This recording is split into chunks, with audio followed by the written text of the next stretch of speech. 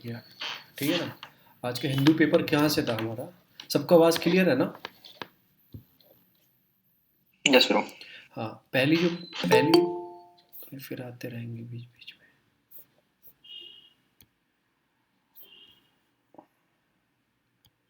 कल्याणी आवाज़ आ रही है ना? हाँ आ रही है। चलो ठीक है। पहला बार है, एक तो संडे था आज, तो इतना खास कोई न्यूज़ नहीं है। साइंस टेक आता है, हमें डॉक्टर ही नहीं बनना है या साइंटिस्ट नहीं बनना है, तो हम साइंस टेक का वो पोर्शन पढ़ते हैं कि जो इम्पोर्टेंट होता है हमारे लिए। ठीक है ना। तो इसमें कौन सा पोर्शन हमारे लिए आज इम्पोर्टेंट था वही भी देखेंगे। साइंस टेक में भी हम पेंसिल निकाल लेते हैं अपनी। ये रही, चलो। पहला है कि वैक्सीनेशन स्टार्ट हो चुका है, नीति आयोग के मेंबर्स को वैक्सीन लग चुकी है। फिर एम्स के चीफ को लग सकती है, गुलिया जी को लग चुकी है। फिर एसएसआई ये मतलब सीरम इंस्टीट्यूट के जो अपने सीईओ हैं, उन्होंने मतलब डे वन भी ये स्टार्ट किया है। Worker of Amit Kumar getting vaccination new Delhi. अब पता नहीं, मैं एक न्यूज़ आ रही है कि नॉर्वे में जो अपनी एस्ट्राजेनेका की वैक्सीन है, मैं ऐसे बता रहा हूँ, ये न्यूज़ कंफर्म हो भी सकती है, नहीं भी। मैंने पढ़ा है कि जो आपकी वैक्सीन जो इंडिया में लग रही है ना, कोविशील्ड, इससे 23 लोगों की जान जा चुकी है नॉर्वे में। नॉर्वे में मे भी कुछ और फॉल्ट हुआ होगा, पर ये बताएंगे उनका वैक्सीनेशन हुआ था। उनका वैक्सीनेशन हुआ था कि 23 से 40 लोगों की डेथ हो चुकी है वहाँ। तो ये मैं बता रहा हूँ, मैंने भी सुना है। हाँ, मैं भी डिस्कशन चल रहा था, तो ये वाली न्यूज़। अब वो में भी फ्यूचर क्या होगा देखेंगे, कुछ और प्रॉब्लम हो। फिर एक बॉडी आई है आई एन ए समन किया है कि जो कुछ लीडर्स हैं, टीवी जर्नलिस्ट हैं, मतलब sick of justice. Sick of justice ये एक फॉरेन बेस्ड ग्रुप है जो खालसा को मतलब प्रमोट करता है। सिक फॉर जस्टिस, तो वो ग्रुप है। कुछ हुआ होगा, तो आई एन ए 40 लोगों को समन किया है कि मतलब उसमें।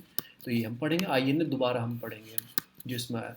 फिर व्हाट्सअप ने पॉलिसी, आप सबका स्टेटस देख रहे होंगे व्हाट्सअप में, उसने अपने स्टेटस डाला है कि हम आपके सिक्योर रखते हैं, हम किसी से शेयर नहीं करेंगे। इवन जो उसकी अपनी पेरेंट कंपनी मतलब फेसबुक किसी से हम शेयर नहीं करेंगे, अपना जो अपनी पॉलिसी है हमारी। ठीक है ना। एक मिनट रुक जाओ यार, मुझे दूसरे रूम में जाना पड़ेगा, ये बेचारा। एक मिनट।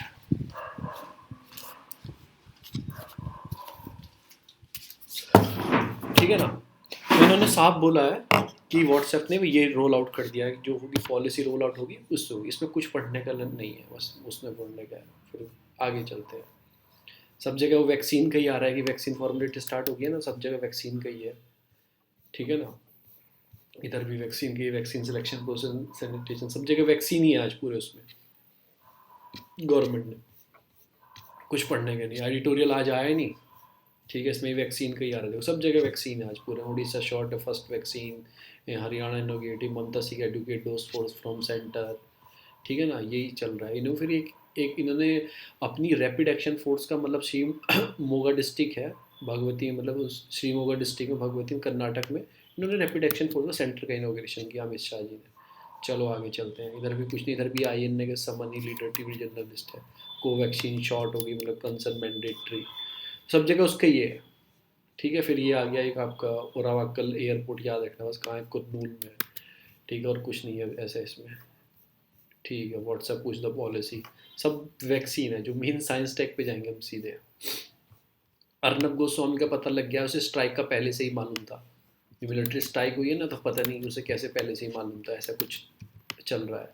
फिर हम कल ही पढ़ ही चुके हैं ब्रॉडकास्ट ऑडियंस रिसर्च, जो है अपनी, कल ही हमने पढ़ी थी। टीआरपीएफ ये सब पढ़ा था, न्यू पॉलिसी पढ़ी थी। फिर हम आज पढ़ेंगे आरटीआई। मैं बहुत दिन से कह रहा हूँ आरटीआई पढ़ाऊँगा, आज हम आरटीआई पढ़ेंगे। ठीक है ना। फिर और क्या पढ़ेंगे हम? फिर ये वाला पढ़ेंगे एक बार, ये वाला इम्पोर्टेंट है, ये वाला इम्पोर्टेंट है। ठीक है।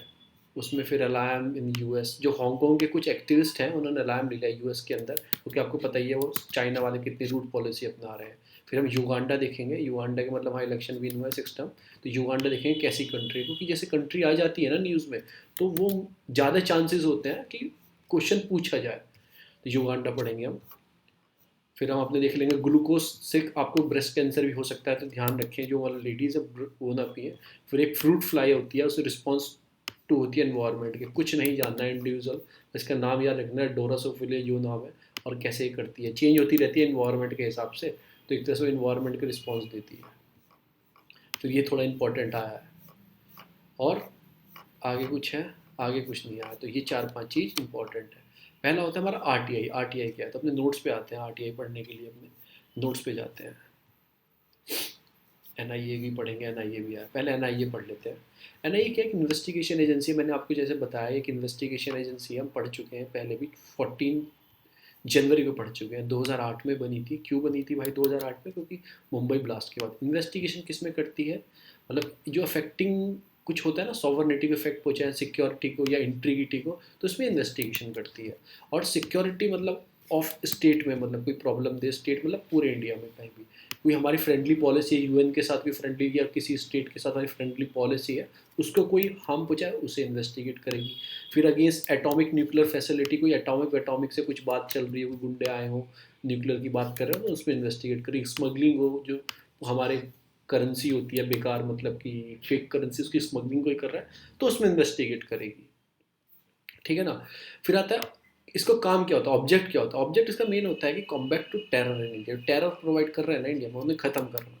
और उसकी एक्ट एज ए सेंट्रल जो काउंटर करती है टेररिज्म लॉ और इन्फोर्समेंट एजेंसी है किसकी? सेंट्रल की, मतलब काउंटर, सेंटर की counter terrorism law enforcement agency है। डायरेक्टली पूछ ले, इट इज़ ये स्टेटमेंट में दे देगा आपको डायरेक्टली कि it is a centre counter terrorism law enforcement agency. आप फिर ए भी ऑप्शन में पूछ लेगा तो ऐसे। हेडक्वार्टर कहाँ है इसका? न्यू दिल्ली में बताया था। ब्रांच बहुत सारी सिटी में है इसकी। ठीक है ना? और ये मतलब इन्वेस्टिगेट किस में करती है? Professional investigate of schedule offences. जो शेड्यूल होते हैं ना अपने, मतलब कि उसमें कुछ मेंशन, एक्ट हो गया, एक्ट में कुछ शेड्यूल हो गए, तो उसमें कुछ ऑफेंसेस मेंशन रहते हैं, तो उसमें भी एक तरह से इन्वेस्टिगेशन कर सकती है। तो शेड्यूल ऑफेंसेस क्या होते हैं? Listed of the offences which are to be investigated and prosecute by IN. कुछ लिस्टेड रहते हैं इनके लिए, इन ऑफेंसेस में करना, तो शेड्यूल ऑफेंसेस होते हैं। और ऑफेंसेस अंडर द एक्ट सच है, मतलब इसमें ऑप्शन दिया कि एटॉमिक एनर्जी में कुछ ऑफेंसेस होंगे। जैसे एटॉमिक एनर्जी का कोई एक्ट है, उसके अंदर कुछ ऑफेंसेस दिए होंगे, मतलब कि तो उसमें अनलॉफुल एक्टिविटी प्रिवेंशन एक्ट में तो कुछ ऑफेंसेस दिए होंगे, तो वो वाले ऑफेंसेस इन्हीं, देखो एक्ट के अंदर ऑफेंसेस दिए हैं इस एक्ट के अंदर, तो कौन इन्वेस्टिगेट करेगा? एनआईए। एनआईए करेगी, तो उसे बोलते हैं शेड्यूल ऑफेंसेस। चलो ठीक है ना? फिर इसमें मैंडेटरी क्या है, मतलब मैंडेट ऑफ आईएनए कहते हैं, एक तो इन्वेस्टिगेशन इंडिपेंडेंटली करेगी, किसी के ऊपर कोई दबाव नहीं। एनआईए स्पेशल कोर्ट बनाए जाएंगे, अगर किसी को कुछ हुआ तो एनआईए स्पेशल कोर्ट में लेके आ जाएगा।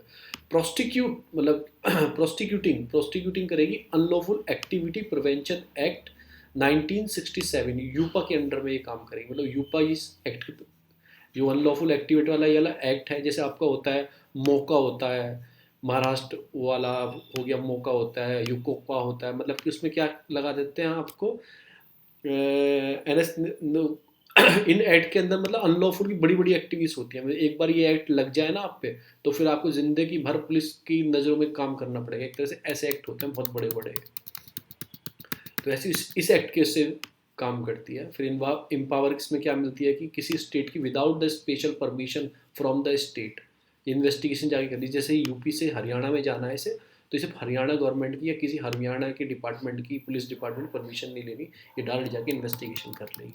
सीबीआई में एक केस आया था, आपको पता है, ममता ने सीबीआई को रोक दिया था, परमिशन नहीं दी थी। फिर हाई कोर्ट ने, सुप्रीम कोर्ट ने परमिशन दी थी। उसके अलग अलग प्रोविज़न है। अगर इस केस पहले से ही चल रहा है कुछ, तो सीबीआई जाके इन्वेस्टिगेशन कर सकती है। कोई न्यू केस है डिफरेंट स्टेट में, पर उसे परमिशन लेनी पड़ेगी। अगर दिल्ली में कुछ हुआ है, उसका आदमी भाग के अपना वेस्ट बंगाल में पहुंच गया, तो परमिशन लेनी नहीं पड़ती सीबीआई को। अगर न्यू केस ही उसे ओपन करना है वेस्ट बंगाल में, तो परमिशन लेनी पड़ेगी। तो ऐसा सीबीआई का है, पर इसके लिए बॉर्डर फ्री है, without the special permission of the state. चलो, अपना बिल आया था, मतलब एनआईए अमेंडमेंट 2019, पूरे पूरे 11 साल बाद, 2008 में बनी, 11 साल बाद अमेंडमेंट बिल लेके आया। अब उसमें क्या था, कुछ एडिशनल इसमें ऑफेंसेस ऐड कर दी। तो ह्यूमन ट्रैफिकिंग कर दिया, काउंटरफाइड करेंसी तो थी, बैंक नोट्स भी ऐसे करके ऐड कर दिया। ठीक है ना? और फिर मैन्युफैक्चर ऑफ सेल, जो आर्म्स होते हैं ना, मतलब जो प्रोहिबिट आर्म्स होते हैं, उनकी मैन्युफैक्चरिंग करना, इलीगली बनाना और सेल करना, तो ये हमने ऐड कर दिया। जो देसी कट्टे वो बनाते हैं। और फिर चौथा क्या ऐड करा था अमेंडमेंट में? Cyber terrorism. ठीक है ना? यही इशू है। अब तक कोई डाटा प्रोटेक्शन, साइबर टेररिज्म की कोई डेफिनेशन नहीं है, और हमने इसमें ऐड कर दिया।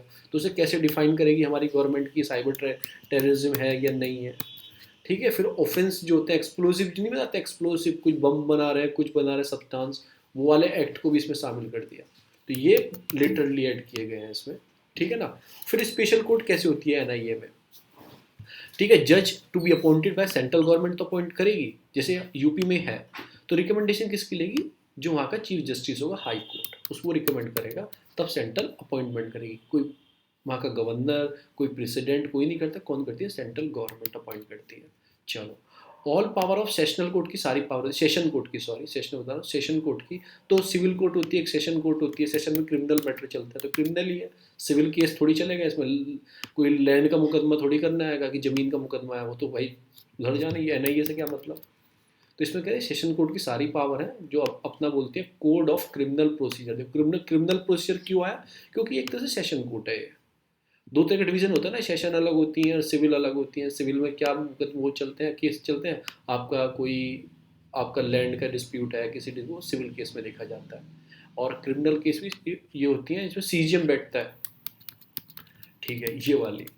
तो क्रिमिनल कोड ऑफ प्रोसीजर 1973 से काम करती है, ठीक है। चलो, एनी क्वेश्चन अराइज, जुरिडिक्शन की उसके कुछ क्वेश्चन है स्पेशल कोर्ट के लिए, उसका कोई जुरिडिक्शन है, उस पर कोई क्वेश्चन अराइज हो रहा है, तो सेंट्रल गवर्नमेंट बताएगी, वही डिसीजन फाइनल होगा, ठीक है ना। अगर एक बार बताओ, स्पेशल कोर्ट एक हरियाणा में है, एक स्पेशल कोर्ट आपकी यूपी में है, इसके जज को यहाँ पे भेजना है, स्पेशल कोर्ट के जज को यहाँ से ट्रांसफ़र, तो उसमें कौन करेगा, सुप्रीम कोर्ट करेगी, मैंने आपको पहले ही बताया। अगर इस विद इन स्टेट करना है तो हाई कोर्ट कर सकती है, सुप्रीम कोर्ट तो कर सकती है, दो सुप्रीम कोर्ट दोनों कर सकती है, विद इन स्टेट भी और आउटसाइड द स्टेट भी। और विद इन स्टेट करना है वो हाई कोर्ट कर सकती है, पर आउटसाइड ऑफ हाइट्स ट्रांसफर करना है तो वो नहीं कर सकती, यही लिखा है। Supreme court can transfer from one special court to another special, ठीक है ना, केसेस को ट्रांसफर भी कर सकती है, एक से दूसरी में जज को भी भेज सकती है, तो ऐसे है। अब इशू क्या है इसमें, सारे इशू इसमें क्या है हो रहा है, रिसेंट बिल हम लेके आए हैं, इशू क्या हो रहा है, उन्होंने कुछ मैटर्स में ऐसे डाल दी जो स्टेट लिस्ट के अंडर में आते थे। एक तो ये वाला इशू है। फिर criminal law form is a part of concurrent list, जो क्रिमिनल लॉ बनाए जाते हैं ना, वो कॉन्करेंट लिस्ट का पार्ट है, स्टेट अपने हिसाब से ही बनाते हैं। अब सेंट्रल ने अपने आप डिफाइन कर दिए सारे कौन कौन से हैं वो। फिर अभी तक हमारे पास कोई डाटा प्रोटेक्शन एक्ट नहीं है, नो कोई डेफिनेशन नहीं है साइबर टेररिज्म की, तो हम उसे कैसे डिफाइन करेंगे, इसने साइबर टेररिज्म किया है ये वो। तो ये सारी इसकी प्रॉब्लम्स हैं। अब आ जाते हैं हम अपने हिंदू पे। हिंदू में और क्या न्यूज़ आई थी, नीचे तो कुछ नहीं थी, ऊपर तो कुछ ही नहीं थी। आज सब जगह वैक्सीन चल रही है आज के हिंदू में।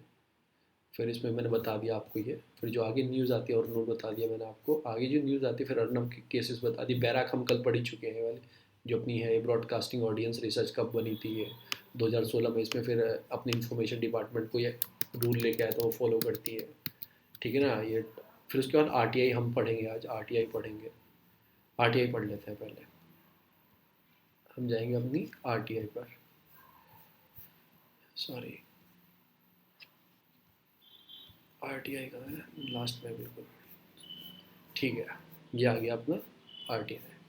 आरटीआई जो बना था, मतलब कि ये 2005 में बना था, सबको ही पता है 2005 में आरटीआई बना था। ये गेन पावर मतलब कि वैन ये मतलब ये इंस्पिरेशन कैसे हुए हम ये आरटीआई बनाने के लिए, कुछ चीज़ तो चल रही होंगी ना पहले से, गवर्नमेंट को बनाना पड़ा, हाँ भाई चल रहे थे। अपने universal declaration of human right, इंसानी के मूल अधिकार जो 1948 में बने थे, वहाँ से हम थोड़े से इंस्पिरेशन थे कि हमें ऐसा कोई एक्ट लाना चाहिए। दूसरी चीज़ क्या थी भाई, ठीक है, दूसरी चीज़ थी इंटरनेशनल जो कन्वीनेंट सिविल और अपने पॉलिटिकल राइट थे ना अपने ये वाले 1966 वाले, ठीक है ना। तो इनसे भाई इंस्पिरेशन मिली। इसमें क्या था, इसमें right to freedom of expression, freedom to seek a impart information, ये कुछ इसमें राइट्स थे इस वाले, जो हमने जो अपनी पॉलिटिकल ये हुई थी अपनी कन्वीनियंट इंटरनेशनल अपनी हुई थी कन्वीनियंट इसके अंदर, तो यहाँ से हमें थोड़ी सी मिली। ये मेंस के पॉइंट है बस आपको, कि यहाँ से हमें थोड़ा सा प्रेरणा मिली, हमें बनानी चाहिए आरटीआई, ठीक है। और फिर एक थॉमस जिनसन है, मतलब एक्टिविस्ट हैं और मतलब कि बड़े आदमी हैं, थॉमस जेनसन, तो उन्होंने बोला था information is the currency of democracy. ये मेंस के लिखना होता है, तो इन्फॉर्मेशन क्या है कि करेंसी है डेमोक्रेसी के लिए इन्फॉर्मेशन। तो उन्होंने ये बोला था। ऑब्जेक्टिव क्या थे, मतलब इसे ऑब्जेक्टिव क्या होते हैं, मतलब आरटीआई हमने बना दिया, पावर कैसे, मतलब क्या इसके ऑब्जेक्ट है। एक तो एम्पावर करती है सिटीजन को, आपको कोई इन्फॉर्मेशन लेनी है मिल जाएगी। प्रमोट करती है ट्रांसपेरेंसी की, इन्फॉर्मेशन की तो ट्रांसपेरेंसी क्रिएट होगी ना, क्या कर रहे हैं, अकाउंटेबिलिटी हो गई, मैंने उससे पूछा भाई बताओ कैसे काम किया, तो अकाउंटेबिलिटी होगी, ट्रांसपेरेंसी होगी, और कंटेंट करप्शन को रोकने में काम करेगी। मैंने आपके घर के पास सड़क बन रही है, ठीक है ना, जो जो उसके मतलब बनाने वाले हैं वो आपसे बोलते हैं कि हम ये 10 करोड़ की बना रहे हैं जी, 10 करोड़ का बजट है ये है, वो आपको 10 करोड़ बता दिए, और वो एक्चुअली बजट 20 करोड़ का था। उसमें मसाला कहाँ से आया, क्या उसने वो किया, क्या उसने उसका सही तरह के प्रोसीजर काम किया जो था, तो सब कुछ हमें इंफॉर्मेशन सीख करनी है। हमें ये इन्फॉर्मेशन सीख करनी है, सारी इन्फॉर्मेशन।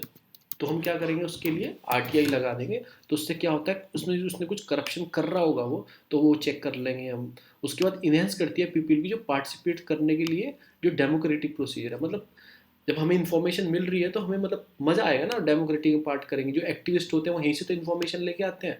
जो मैंने आपको पीएम किसान पढ़ाया था एक दिन, उसमें बताया था कि इतने लाख लोगों के गलत अकाउंट में पहुंच गए हैं पैसे। वो इन्फॉर्मेशन कैसे आई, एक एक्टिविस्ट ने आरटीआई लगाई और पूछा उसने कि किस किस के मतलब खाते में पैसे गए, कैसे गए। फिर उसने चेक करा कि इतने लाख आदमियों के खाते में गलत पैसे चले गए। तो ये तरह से उसने पार्टिसिपेट करा, मतलब कि डेमोक्रेटिक प्रोसीजर में। डेमोक्रेटिक प्रोसीजर क्या था, जो हम वो पीएम किसान योजना, तो ऐसे हेल्प करती है।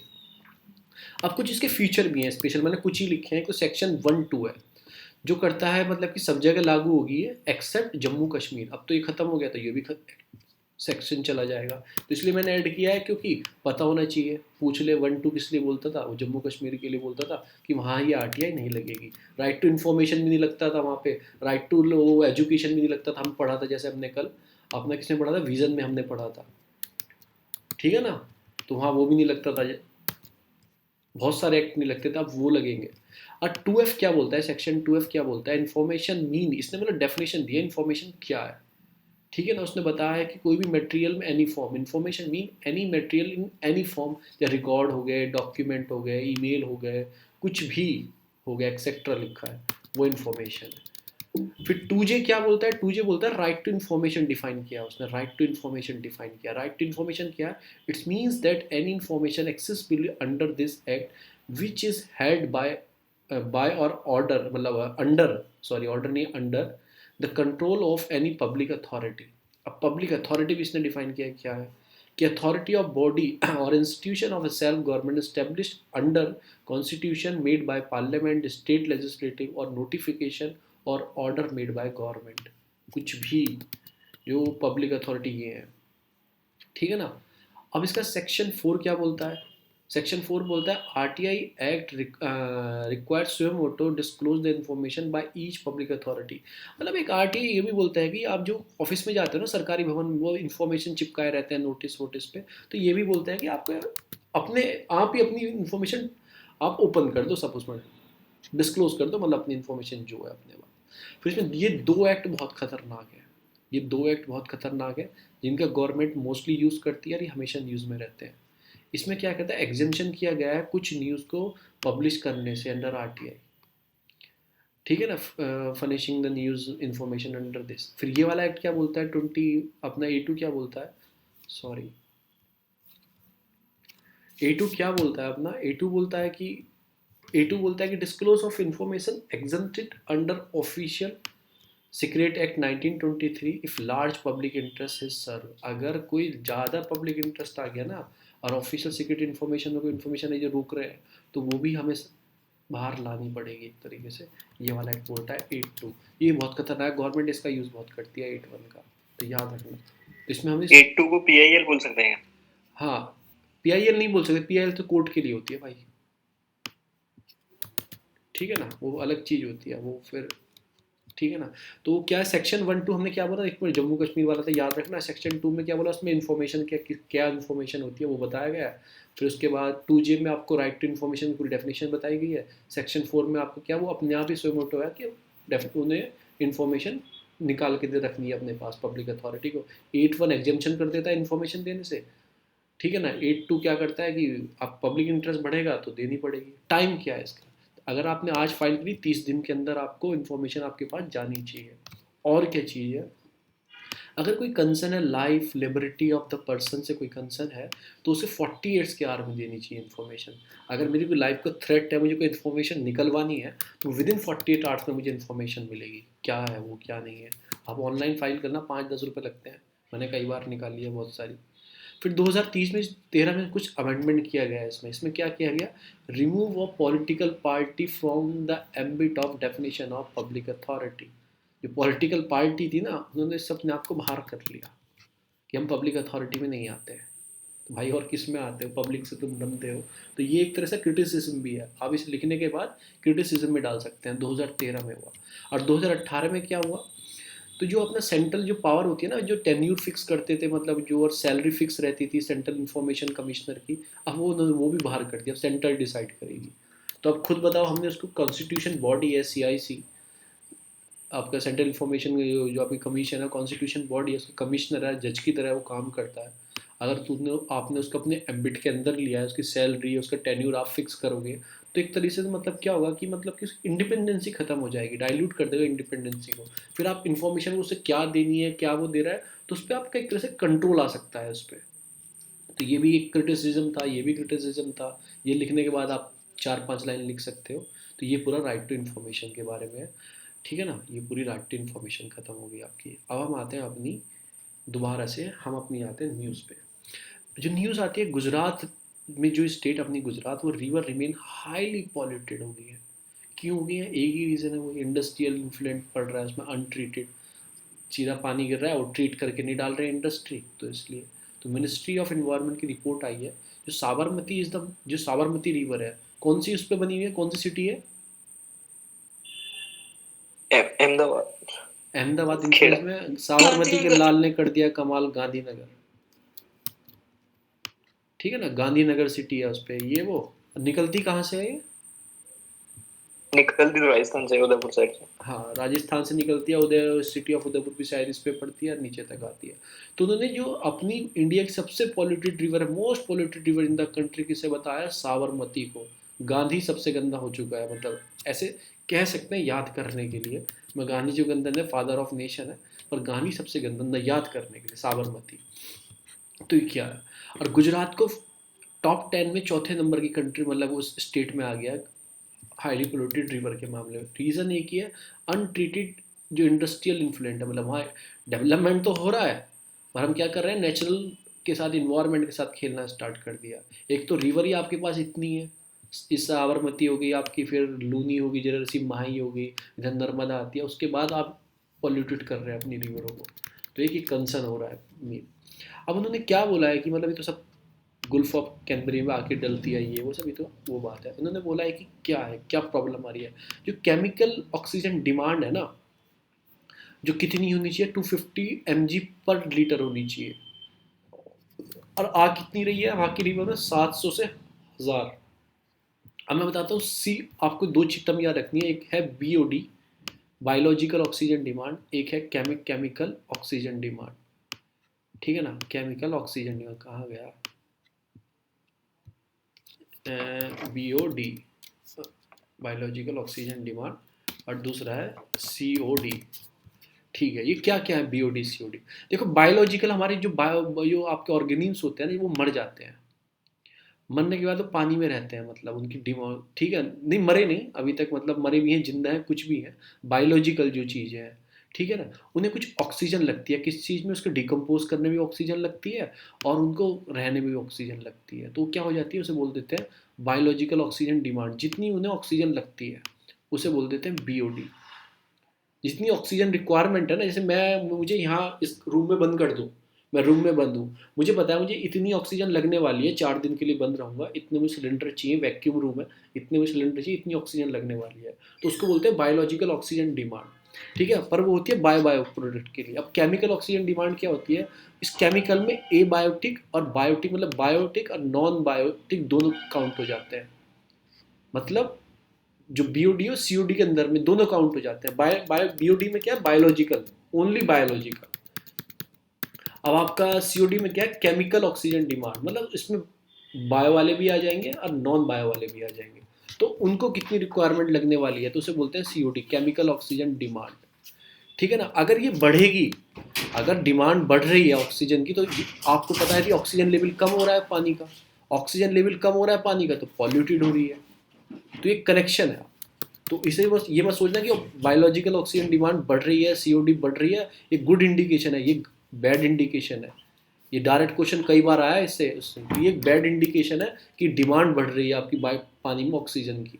तो इससे क्या हो रहा है कि पॉल्यूटेड होता जा रहा है पानी, पानी की ऑक्सीजन कम होती जा रही है। तो ये इसमें रीज़न है। तो उन्होंने क्या बोला कि 250 mg पर लीटर होनी चाहिए, इससे ज़्यादा होगी तो पॉल्यूटेड मानी जाएगी रिवर। पर कितनी डिमांड राइज हो रही है? 700 से 1000। ठीक है। अब इसका दूसरा टर्म है डिजोल्व ऑक्सीजन, पानी में कितनी है, डिजोल्व ऑक्सीजन पानी में कितनी है। जो इंडिकेटर दिया जाता है वो इतनी होनी चाहिए, 600 से 8 mg पर लीटर होनी चाहिए, इतनी ऑक्सीजन नॉर्मल रेंज में। और अभी कितनी है? 2.9। अब खुद बताओ, ये पानी है, इसमें ऑक्सीजन की मात्रा अच्छी है, इतनी ज़्यादा 6 to 8 है, तो पानी प्योर है। इसमें ऑक्सीजन की मतलब डिजोल्व ऑक्सीजन ही इसमें कम है, तो पानी पॉल्यूटेड हो जाएगा ना। अब इसमें कितनी दिखा रहे हैं? 2.9, तो कम हो गई। वो टर्म्स अलग है, वो डिमांड कितनी है, कितनी राइज हो रही है, तुम्हें कितना। देखो, तुम्हें कोई काम करना है, तुम्हें इतना पैसा चाहिए, 100 रुपये चाहिए, पर तुम्हें मिल कितना रहा है? तुम्हें मिल रहा है 50 रुपये। ठीक है ना, 50 रुपये मिल रहा है, तो डिमांड तुम्हें और बढ़ रही है ना। तो डिमांड अगर ज़्यादा होगी पानी में ऑक्सीजन की, तो पानी पॉल्यूटेड होता जाएगा। और उसमें पहले से ऑक्सीजन कितनी है उसके हिसाब से भी चेक करते हैं, दोनों हिसाब से हम चेक करते हैं कि पॉल्यूटेड है क्या। तो यही दोनों कारण है इसमें कि COD इतना हो गया है और डिजोल्व ऑक्सीजन कम हो गई है। तो ये दोनों इन्वर्सली प्रोपोर्शनल है एक दूसरे के। अगर डिमांड बढ़ेगी तो ऑब्वियसली बात है कि ऑक्सीजन कम ही हो रही है उसमें। फिर चलो, फिर एक आ जाती है मतलब ये हरिका मतलब वेटलैंड आती है पंजाब में, जो है माइग्रेटरी बर्ड्स आ रही है, इनके नाम याद रख लेना, यूरेशियन कोट, ग्ले, मतलब याद नहीं है, ऐसी बस देख लेना आपको जी। कौन कौन ऑनलाइन है? 6 पीपल कौन है? ठीक है। कल्याणी, क्या करना है, जितने नाम दे रखे हैं ना, इसका देख मैं स्क्रीनशॉट, ये मैंने ले लिया। ठीक है, मैं ये सेंड करूँ, जितने नाम दे रखे हैं इनके स्टेटस बता दें, IUCN स्टेटस क्या है। ठीक है। ठीक है ना। ठीक है, तो हम अपने आ जाते हैं। मैंने इससे कुछ नोट्स एक्स्ट्रा बनाया, मतलब कि इससे रिलेटेड हम पंजाब की सारी वेटलैंड पढ़ लेंगे। एक तो पंजाब में 12 वेटलैंड है जो अपनी नेचुरल वेटलैंड है, उसमें से 3 अपनी इंटरनेशनल सिग्निफिकेंस है उनका। किसका? एक हरिका बैराज वाली का, एक कंजली है और एक रूपड़ है, जो रामसर में आती है। ठीक है ना, जो रामसर में आती है। अब मैंने ये भी लिखा है कि कहाँ से हरिकर बैराज में पानी कहाँ से आता है, वो सोर्स है ब्यास। और रूपड़ में कहाँ से आता है? सतलज। ये मैं भूल गया कंजली में कहाँ से आता है। तो ये देखो, रूपड़ में कहाँ है? सतलज। ब्यास की कौन सी? हरिका। ठीक है। फिर वेटलैंड 42 वेटलैंड्स हैं रामसर कन्वेंशन में। ईरान से स्टार्ट हुई थी 1971 में, जब लड़ाई हुई थी हमारी पाकिस्तान से, उस टाइम पे ये काम चल रहा था। और 75 से लागू हुई थी, जब इमरजेंसी लगाई थी इंदिरा गांधी ने। तो ये याद रखो, फोर्स इससे हुई थी। फिर इसमें 2 और हैं, एक रवि मतलब वो क्या नाम है, एक रंजीत सागर है और नांगल लेक है, वो भाग नंगल वाली। इनका नेशनल वेटलैंड है, मतलब नेशनल इंपॉर्टेंस में मानते हैं। तो ये रंजीत सागर कहाँ से निकलता है? रवि रिवर से पानी मिलता है। और नांगल कहाँ है ये लेक? ये सतलज उसमें है। तो ये थोड़ा सा आप याद रखना। ठीक है ना। तीनों मैंने बता दिया, तो तीनों 3 ही है रामसर साइड पंजाब में। ठीक है, वैसे 12 है टोटल जो नेचुरल वेटलैंड है। और किसी ने मुझे क्वेश्चन पूछा था कि वेटलैंड और दूसरा क्या था? मैंग्रोव्स। मैंग्रूव्स में क्या अंतर है? भाई मैंग्रूव्स एक तरह से फॉरेस्ट है। मैंग्रोव्स में सुंदरवन फॉरेस्ट, वो सुंदरी ट्रीज होते हैं, उसका अलग चीज़ है। वेटलैंड क्या होता है? पानी वानी से होती है वेटलैंड। ये आप तुमने दिमाग में क्या चला होगा कि मैंग्रूव्स, वेटलैंड में मैंग्रोव्स कब बोल सकते हैं? जब उसमें सुंदरी ट्रीज खड़े हो, तो हो जाएगा आपका वो वेटलैंड। कुछ भी हो सकता है, कहीं भी हो सकता है वेटलैंड। ठीक है ना, वहाँ पे सुंदरी ट्रीज खड़े को फॉरेस्ट करा दो तो मैंग्रोव फॉरेस्ट बन जाएगा सुंदरी ट्रीज का। क्योंकि सुंदरी ट्रीज में कुछ स्पेशल क्वालिटी होती है, इन्वायरमेंट के चैप्टर पढ़ोगे ना, उनके लीव्स में क्वालिटी होती है, फिर उनकी रूट्स में भी कुछ क्वालिटी होती है। ठीक है, तो उनकी क्वालिटी होती है, तब उन्हें मैंग्रोव बहुत बताया जाता है। ठीक है ना। हम अपने उस पर आ जाते हैं न्यूज़ पे। देखो, हमने ये कवर कर लिया, ये कवर कर लिया, मैंने BOD बता दिया, COD बता दिया आपको, डिजोल्व ऑक्सीजन भी बता दिया। अब ये LIM ले रहे हैं, मैंने बता ही दिया था आपको। अब हम पढ़ते हैं युगांडा। युगांडा की मैप देखते हैं, युगांडा का पोजीशन कहाँ है मैप में। युगांडा की पोजीशन ही कहाँ है युगांडा, क्योंकि युगांडा ऐसा आया है तो देखते हैं ना उसे फिर कहाँ है। ये मेरा खुला ही रहता है मैप।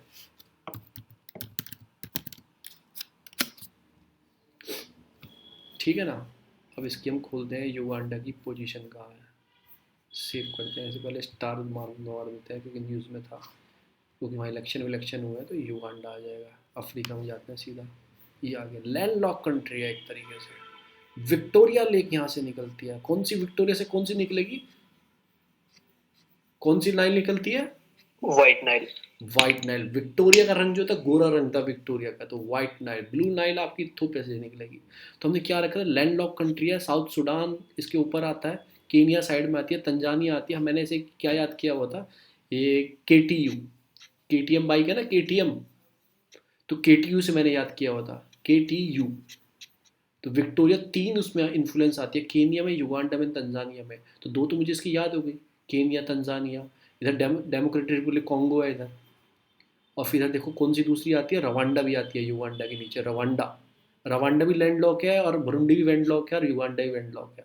इसकी कैपिटल है कंपाला। कंपाला। ऊपर साउथ सुडान है इसके नॉर्थ में, नीचे इसके आपका रवांडा है, साइड में कॉन्गो है रिपब्लिक वाली, इधर केनिया, इधर तंजानिया। तो आपको याद होगी, वो ऐसी लैंड लॉक कंट्री को याद रखना चाहिए। आपने 3 लैंड लॉक पढ़ ली, रवांडा, बुरुंडी भी पढ़ ली नीचे दोनों, ठीक है ना। तो ये हमने मार्क कर दिया, हम इसे बार बार रिवाइज कर लेंगे। मैंने ये मार्क कर दिया अपने मैप में, अभी यहीं पे रहेगा, ठीक है। अब हम आते हैं न्यूज़ में अपनी दोबारा से। ये कुछ इनके डिस्प्यूट विस्प्यूट था सिस्टम, ये हम नहीं पढ़ रहे उनकी कंट्री का था, वो जाने अपनी रागमाला, हमें क्या करना उससे।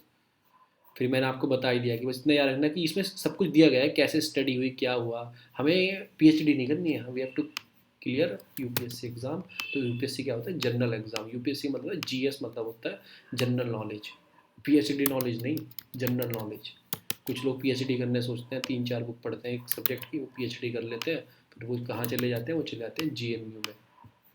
वे चले जाते हैं GNU में। GNU में क्या बन जाते हैं, GNU बन जाते हैं, एक आदमी था, बता नहीं रहा नाम क्योंकि यूट्यूब पे जाएगी, ठीक है ना। फिर ग्लूकोज क्या कर सकता है, ग्लूकोज कर सकता है मतलब आपको ब्रेस्ट कैंसर कर सकता है, तो याद रखना उसमें कोई स्टडी पाई गई है। फिर ये फ्रूट फ्लाई क्या है, एक तरह से इंडिकेटर है, रिस्पॉन्स करता है अब इन्वायरमेंट को, वो अपने मतलब जैसे जैसे बढ़ता रहेगा ना, वो अपना रिप्रोडक्टिव करता रहेगा, तो रिप्रोडक्टिव ट्रेड्स होते रहते हैं, चेंजिंग इन द एनवायरमेंट। तो नाम इसके क्या रखते हैं, आपका डोरोसोफिलिया फ्रूट फ्लाई बोलते हैं, ये याद रखना बस।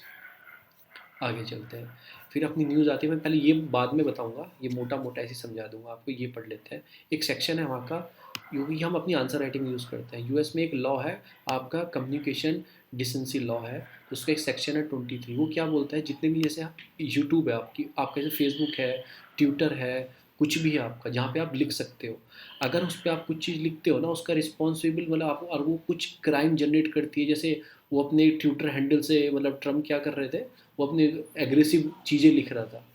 तो क्या बोलता है ये लोग, क्या बोलता है, अगर कोई एग्रेसिव चीज़ लिख रहा है, उससे कोई दंगा हो गया, कुछ भी हो गया, तो उसकी रिस्पॉन्सिबिलिटी उस प्रोवाइडर की नहीं होगी, ट्विटर की या फेसबुक की नहीं होगी। ये ऐसा एक्ट बोलता है, उनकी जो वहाँ पे एक्ट है, देखो अब आप याद रखो, पता लग जाएगा। Regulate online publication and liability, इस एक्ट के अंदर क्या है, no provider or user as interactive computer service shall be treated as publisher or speaker of any information provider and information consent provider. मतलब कि बाय फेसबुक ये सब लिखा है। तो मैंने आपको क्या बताया, जैसे आप फेसबुक पे आपने लिखा और आपने अपने शहर में दंगा करा दिया उसे लिख के, और फिर कल को दिन कोई बोले कि फेसबुक की जिम्मेदारी थी, फेसबुक को देखना चाहिए था, उसने कराया, तो वहाँ पर एक एक्ट है, वो एक्ट बोलता है फेसबुक की जिम्मेदारी बिल्कुल नहीं होगी। जो उन्होंने पास किया उसका नाम है कम्युनिकेशन डिसेंसी एक्ट। या आपको कभी आंसर राइटिंग लिखने को आएगा, कोई डाटा प्रोटेक्शन बिल पे कोई चीज़ लिखने को आएगी, या कोई आएगा इन फ्यूचर, तो उसमें सेक्शन 23 कम्युनिकेशन डिसेंसी एक्ट को मेंशन आप कर सकते हैं। ये बस इतना बोलता है, कहीं पे सिंगल पेज में लिख लेना, मैंने नोट्स में नहीं डाला है, सिंगल पेज पे लिख लेना कहीं पे ये वाला। फिर इसमें क्या बोलता है कि मतलब कि law made by legislative can court stay लगा सकता है, जो लेजिस्लेटिव लॉ बनाती है। ऑब्वियसली बात है भाई, जुडिशियल रिव्यू है, वो क्या चेक करते हैं, कॉन्स्टिट्यूशनली चेक करते हैं, जरूर स्टे लगा सकते हैं। अभी हमने कोई कॉन्स्टिट्यूशनली चेक करी नहीं, पहले स्टे लगा दिया कि स्टे लगा दो, साइड में रख दिया उठा के, भाई विदाउट कॉन्स्टिट्यूशन चेक करे आप स्टे कैसे लगा सकते हो। तो इसमें यही बताया गया है कि वो एज ए मीडिएटर का काम करने की सोच रहे हैं, पर उन्हें क्या काम करना चाहिए, एज कॉन्स्टिट्यूशन भी चेक करनी चाहिए उसके बाद स्टे लगाना चाहिए था। अगर उन्हें लगता, मैंने आपको पढ़ाया भी था, वो आर्टिकल 100 का वायलेशन करता है, उससे 122 का करता है, सब मैंने आपको पढ़ाया था प्रीवियस क्लास में। तो वो सब चीज़ 107 भी, हाँ 107 भी है, वो पहले वो चीज़ चेक करनी चाहिए, उसके बाद चीज़ों को देखना चाहिए। तो इसमें सब यही बताया है इन्होंने। फिर इसमें क्या करता है, इसमें दो चीज़ और ऐड हो गई हैं। एक तो against the concept of separation of power. जो सेपरेशन ऑफ पावर कौन लेके आया था, कोई बता सकता है? सेपरेशन ऑफ पावर कहाँ से स्टार्ट हुई थी हिस्ट्री में? चलो वो मुझे भी नहीं पता कहाँ से स्टार्ट हुई। सेपरेशन ऑफ पावर को अगेंस्ट था ये, और तो इसे consider normal on the time of final education, not on the initial state. ये दो तीन प्रॉब्लम थी, मैंने आपको मोटा मोटा बता दिया। तो ऐसे ऐसे होता है कि पहले से ही कर सकते हैं जुडिशियल रिव्यू से, हाँ कोर्ट कर सकता है, इसमें और कुछ नहीं है। उस दिन मैंने आपको बता दिए थे कॉन्स्टिट्यूशनली चेक करने के लिए, इन्होंने पहली स्टे लगा दिया उस पर, ठीक है ना। पहले से कॉन्स्टिट्यूशनली चेक करनी चाहिए थी सुप्रीम कोर्ट को, फिर देखना चाहिए था, उसके बाद स्टे लगाना चाहिए था। मीन्स की इसमें कोई वो नहीं है। फिर कुछ एक्ट हैं जो पहले से स्टे लगाए गए थे, ये वो सब ये पढ़ लेना, आपको पढ़ना है तो इतना कुछ नहीं है इस वाले इसमें। फिर अपना एक चीज़ और आती है, sustain fat against trans fat, fight against trans fat. मैंने आपको पहले ही पढ़ाया था ट्रांसफैट के बारे में, और इसमें कुछ नहीं है काम। हम ट्रांसफैट करते हैं, नोट्स पे आते हैं, ट्रांसफैट पढ़ लेते हैं स्पीड से, ठीक है ना। अपने पहली बात पहले हम पढ़ेंगे FSAI क्या है अपना। FSSAI क्या है? Food safety and standard authority अपने इंडिया की, बहुत अच्छी बात है। एक ऑटोनोमस स्टैट्यूटरी बॉडी है जो इस्टेब्लिश की गई थी RTI के एक साल बाद, 2006 में इस्टेब्लिश की गई थी, ठीक है ना। ये किसके अंडर में आती है? हेल्थ एंड फैमिली वेलफेयर के अंदर आती है, हेडक्वार्टर्स का दिल्ली में। चलो सब चीज़ क्लियर हो गई, ठीक है। अब इसमें क्या है, वर्क वेरिय बहुत सारे एक्ट हैं, कम से 15-20 एक्ट हैं जिसके अंदर से इसे पावर मिली हुई है, वेरियस एक्ट से। तो no need to remember the name. अगर कोई एक्ट न्यूज़ में आया, जैसे मैगी बैन हुई थी, तो मैगी FCSA ने बैन की थी, किस एक्ट के अंदर की थी, ऐसे कुछ न्यूज़ में आया तो ही हम एक्ट पढ़ेंगे, वरना 15-20 एक्ट ये पढ़ने के नहीं होते, ठीक है ना। या तो इंपॉर्टेंट कोई एक्ट, जैसे एयर एक्ट था, वाटर एक्ट था, फिर इन्वायरमेंट एक्ट था, वो तो वो इंपॉर्टेंट एक्ट है। वैसा कोई है नहीं, सब छोटे छोटे बहुत सारे एक्ट हैं। अगर न्यूज़ में आया था मैं यहीं पे लिख दूंगा उसे, यहीं पे लिख दूंगा, यहीं पे ऐड कर दूंगा, ठीक है। क्या काम करती है? एक तो स्टैंडर्ड चेक करती है, सेफ्टी फूड की लाइसेंस प्रोवाइड कराती है, इंश्योर करती है कोई मतलब कंप्लेन किसी इंस्पेक्शन में हुई है क्या, टेस्ट करती है फूड के स्टैंडर्ड है, ट्रेन बिल्ड एंड कैपेसिटी करती है सिटीजन आउटरीच में। तो ये सब इसके काम है, ये प्रोसेस करती है एक तरीके से सारे ये ओवरऑल। फिर कंपोजिशन क्या है, एक चेयरमैन है जो अपॉइंटेड टू सेंट्रल गवर्नमेंट, और उसमें मतलब 20 मेंबर है। 20 में 3 तो वुमेन होनी चाहिए उसमें, 20 में जो फिर 2 मेंबर है, 22 मेंबर है इसमें, और इसमें 3 वुमेन तो होनी चाहिए, ठीक है। चलिए कुछ याद नहीं रखना है, अभी कॉन्स्टिट्यूशन बॉडी के याद रखो, इनके मत रखो। कोई इंपॉर्टेंट बॉडी जैसे NIA है, फिर CBI है, इनके याद कर सकते हो। फिर इसके मतलब इसमें रेगुलेशन एक्ट लेके आए थे 2011 में। उसमें क्या हमने ऐड कर दिया, पहले ये क्या करती, बस चीज़ों की जांच कर रही थी। अब ये क्या करेगी, अब इसका कंट्रोल आ गया कि पैकेजिंग पे कोई लेबलिंग क्या की है, फूड बिजनेस है, फूड प्रोडक्ट है, स्टैंडर्ड उसका कैसा है, फूड एडिक्टिव रेगुलेशन भी इसमें ऐड कर दी गई। कवर जो लाइसेंस लिखा होता है, लाइसेंस नंबर लिखा होता है FCCI के नीचे, लाइसेंस नंबर कुरकुरे लेके आओगे ना उसके नीचे लिखा हुआ FCCI लाइसेंस नंबर, तो वो सबसे मेंशन है क्या, तो उस चीज़ को 2011 में ऐड कर दिया गया। और also food safety and stand organic food का भी चेक करती है, ये यहाँ पे कंफ्यूजन कर सकता है UPSC। ऑर्गेनिक फूड का भी चेक कर सकती है। रेगुलेट द फूड एडवर्टाइजिंग को चेक कर सकती है। 2000 में बहुत सारा उसे उसमें ऐड किया गया, 2011 में न्यू न्यू चीज़ें, कोई टाइम चेंज हो रहा था, एडवर्टाइजिंग इंक्रीज हो रही थी लोगों के घर में। पहले वो एंटीने वाला टीवी आता था, एक चैनल आता था DD न्यूज़, वो तो पहली गवर्नमेंट का होता था, और अपना नेशनल टीवी आता था, वो गवर्नमेंट का, तो वो गवर्नमेंट रेगुलेट करके चलाती थी, इतने उस पर ब्रेक भी नहीं आते थे। फिर डिफरेंट डिफरेंट ब्रॉडकास्ट बढ़ने लगा, डिश आ गई, फिर डिश के बाद तुम्हारा फिर वो ये सब सिस्टम आ गया, तो फिर उसमें ज़रूरत पड़ी हमें एक्ट लाने की कुछ। तो हमने ये सब चीज़ एडवर्टाइजिंग, ऑर्गेनिक का बहुत चीज़ बढ़ने लगी, क्योंकि ऑर्गेनिक रिकोगनाइज हो गया। पहले किसी पता था ऑर्गेनिक, सभी बढ़िया खाना खाते थे, अब डिफिनेशन आ गई इनऑर्गेनिक ऑर्गेनिक की, तो ऑर्गेनिक को भी ऐड कर दिया, एडवर्टाइजिंग को ऐड कर दिया। कुरकुरे वुरकुरे कहाँ बिकते थे पहले, पहले क्या होता था, डिब्बे में भरी हुई मिठाई मतलब ऐसी भर के रखते थे कुरकुरे, वो एक लिफाफे में करके दे देते थे। अब के बच्चे तो खाते हैं कुरकुरे, फिर कुरकुरे जैसे हो गया और फिर हार्ट अटैक प्रॉब्लम हो जाती है, वो कुरकुरे बन जाता है उनका। तो लेबलिंग ये सब चेक करने की उन्होंने वो दे दिया उन्होंने। फिर उसके बाद क्या किया, जो प्रोहिबिट करती है इंग्रेडिएंट उसमें हार्मफुल ह्यूमन हेल्थ के लिए, जैसे नेस्ले में मैगी में आया था, तो उसका सुष्मिता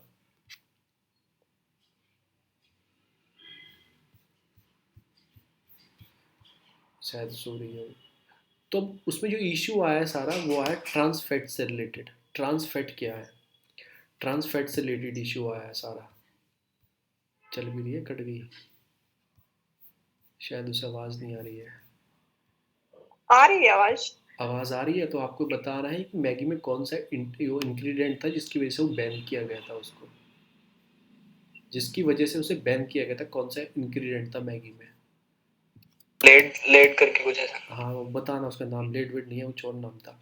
तो 2011 में इंडिया में मतलब क्या हुआ, या फिर ट्रांस फैट की बात करते हैं जो मेन उस टॉपिक में आया। 2011 में इंडिया में क्या किया, फर्स्ट आपने पॉलिसी पास की रेगुलेट करने के लिए ट्रांस फैट एसिड, मतलब एसिड को। क्यों? क्योंकि बहुत खतरनाक होते हैं हमारी बॉडी के लिए। तो हमने क्या करना, 10% करने थे ऑयल में, जो अपने ऑयल में फैट्स आते हैं ना, आप जो खाते हो अमूल का मक्खन ला के शौक से बाजार, सनफ्लावर, ये एयरफ्लावर, वो तो उसमें 10% क्या होते थे, आपके फैटी एसिड आते थे ऑयल में और फैट जो चीज़ें लाते हो, फैट वाली डेयरी वाले प्रोडक्ट लाते हो खरीद के तुम, ठीक है ना, हम सभी। तो दो फिर क्या हुआ, 2011 में कितना करना था, 10% करना था। पहली बार हम कब ले गए, 2010 में ट्रांस फैट की पॉलिसी।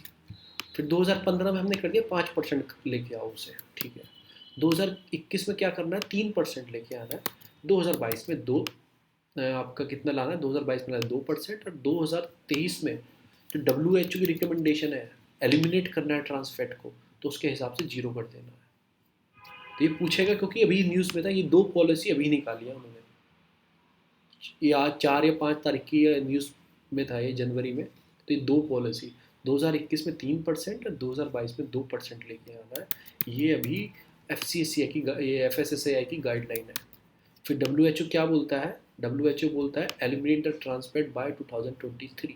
ऐसे उसने एक गाइड बनाई है, रूल बुक बनाई है, स्टेप बाय स्टेप कैसे करना है, उसे बोलते हैं रिप्लेस गाइड, जो आज की न्यूज़ में आया है। देखो मैं दिखाता हूँ आपको, रिप्लेस गाइड।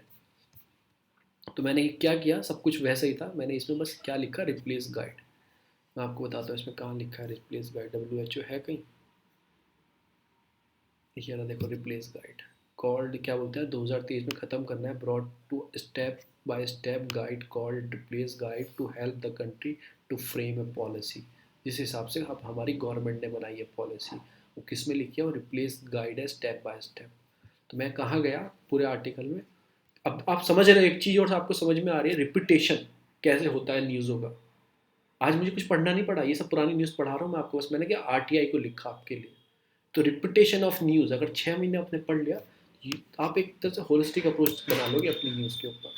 पढ़ना जरूर है आपको। तो रिप्लेस गाइड लिख दिया मैंने, बस यहाँ पे ये ऐड कर दिया, तो ये हो गया। अकॉर्डिंग टू WHO जो 4.5 लाख लोग हैं ना, 5.5 लाख लोगों की डेथ होती है, ग्लोबली डेथ होती है, because of in taking this trans fatty acid. इस वजह से हम, तो ट्रांस फैटी एसिड क्या होता है, the most harmful types of fat होते हैं which can be more adverse effect on our body than other, जो मतलब कि डेयरी कॉन्स्टिट्यूट वो होते हैं उनसे। तो 2 तरह के होते हैं, एक तो ट्रांस फैट के होते हैं, एक आर्टिफिशियली होते हैं जो आप खाते हो। मतलब आर्टिफिशियली कैसे बनते हैं, हाइड्रोजन को रिएक्ट करा देते हैं ऑयल के साथ, तो उसमें क्या बन जाता है, बटर, भैया बटर दे दो मुझे, ज़्यादा खाना है, भैया घी दे दो, घी क्यों नहीं डाला आपने दाल मखनी में, तो वो दे दो, वो वाली चीज़ें ये। फिर ठीक है, फिर आते हैं नेचुरली, जो प्रेजेंट होते हैं मीट में, डेयरी प्रोडक्ट में, दूध घियों में प्रोजेक्ट वो होते हैं, तो वो पीना सीखो। अमूल का मक्खन खाना बंद करो, अमूल का बटर खाते हो वो खाना बंद करो, दूध घी पीना सीखो। उसमें नेचुरल होते हैं ना, कम अमाउंट में होते हैं, तो वो फ़ायदा है। अब इसमें भी क्या होता है कि ट्रांस फैट भी मतलब 2 तरह के होते हैं, एक सैचुरेटेड, एक अनसैचुरेटेड। जो सैचुरेटेड होते हैं ना ट्रांस फैट, तो मतलब कि ये वाले, ये हमारे हार्ट के लिए बहुत रिस्की हैं, कैलेस्ट्रॉल के लिए रिस्की हैं, ठीक है ना। But trans fat rise total cholesterol level, ठीक है ना। और कुछ गुड कैलेस्ट्रॉल भी होता है आपके अंदर, HDL बोलते हैं, वो हेल्प करता है हार्ट डिसीज़ के लिए। देखो, एक कैलेस्ट्रॉल बैड है जो सैचुरेटेड में होता है, वो आपको हार्म करेगा। एक गुड कैलेस्ट्रॉल होता है, ठीक है ना, वो क्या करेगा, आपके हार्ट को मतलब प्रोटेक्ट करेगा डिसीज से। तो दोनों चीज़ें के दोनों फायदे हैं, तो उसे क्या बोलते हैं, गुड कैलेस्ट्रॉल, HDL। तो ये है, ठीक है। ये जो अपने ट्रांस फैट एसिड थे, सब्सिट्यूट है प्योर घी के, सब्सिट्यूट है प्योर घी के। प्योर घी तो आपको मिलेगा नहीं, क्योंकि आपके घर में गाय भैंस है नहीं, उसके अलावा प्योर घी आपको कोई देगा नहीं। 2 ही चीज़ है, तो क्या मिलेगा आपको, ट्रांस फैट एसिड। ये हम पढ़ाने वाले थे, इम्पोर्टेंट। सैचुरेटेड वाला वही होता है ना जो निकल पैलेडियम की प्रेजेंस में वनस्पति ऑयल प्रिपेयर करते थे। वही है, बस सब वही है। सही बोल रहा है, बस सैचुरेटेड अनसैचुरेटेड हमें क्या रखना है कि हार्मफुल कौन से होते हैं, मतलब कि ये टीफेन then saturated fat, heart disease have high risk of the because of, ये मतलब कि अपने ट्रांस फैटी एसिड देन अपना सैचुरेटेड फैट। तो बस यही सब याद रखना है। देखो मैं क्या लिखता हूँ, मैं लिखता हूँ कि यूपीएससी जनरलाइज पेपर बनाता है, हम बहुत डीप में पढ़ के चले जाते हैं, ये गलती बहुत लोग कर बैठे हैं कि डीप में पढ़ना। पढ़ लो भाई, डीप में कोई इंटरेस्टिंग टॉपिक है तुम्हें पता होना चाहिए उसके बारे में, पर इतना डीपली मत चले जाना कि आप उस पर पीएचडी कर जाना, मतलब इतना चीज़ पता लग जाना। उसका नाम ही जीएस का पेपर है, जीएस मतलब सबके लिए इक्वल, उसमें डॉक्टर बैठेगा ठीक है भाई, वो कोई डिसीज़ के ऊपर चल रहा है उससे एक्सपर्ट होगा, कोई मैथ का स्टूडेंट बैठेगा उसमें तो डिसीज में थोड़ी एक्सपर्ट होगा। तो जनरलाइज थिंग पढ़नी है, किसका कुछ पार्ट अच्छा है किसी का कुछ पार्ट अच्छा है, तो जनरलाइज थिंग पढ़नी है। बार बार ये बोल रहा हूँ कि जनरलाइजेशन पेपर को रखो, जनरलाइजेशन रखो। अब हिंदू भी पूरा पढ़ने लायक नहीं होता है, हिंदू में तुम सोच रहे हो कि यूपीएससी स्पेशल यूपीएससी के लिए, ऐसा नहीं है। पर कंटेंट ऑफ मटेरियल रखता है, अच्छा रखता है, इसलिए प्रेफर करते हैं हिंदू को। ऐसा कुछ नहीं है कि हिंदू में कुछ बड़ी चीज़ आ रही है। ठीक है ना, आज का पूरा ये हमारा पूरा हो गया हमारा ये। ठीक है ना, एफ एस एस सी आई पढ़ लिया, मैं रिकॉर्डिंग